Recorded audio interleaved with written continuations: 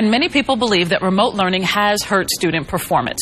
Channel 2's Wendy Corona joins us now from the newsroom. Wendy, you visited with researchers who are studying the academic impact that virtual learning is having on our kids. That's right, Jovita. It's one of only 2 studies like it happening in the U.S., and it's coming out of partnerships Georgia State University has with 5 of the largest districts in the state. The goal is to give evidence to policymakers and parents on their next best move to affect learning.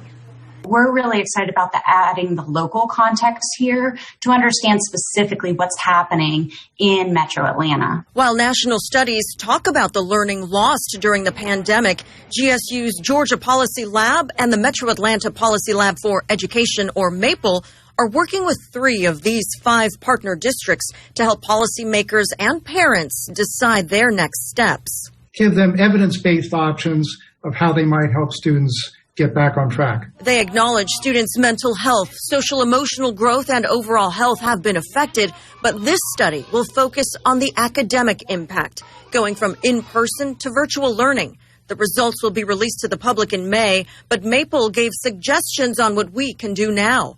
The most costly option is small group, high-intensity tutoring for your student.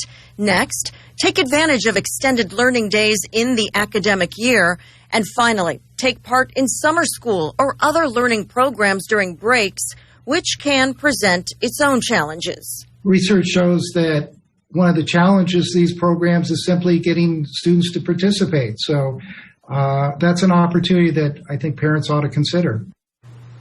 Well, these partnerships with the districts were set up back in 2018, which allowed them to move quickly with data in this study. And they're hopeful the evidence they share next month will help to guide how federal money gets spent to help our students best. For now, live in the newsroom, Wendy Corona, Channel 2 Action News.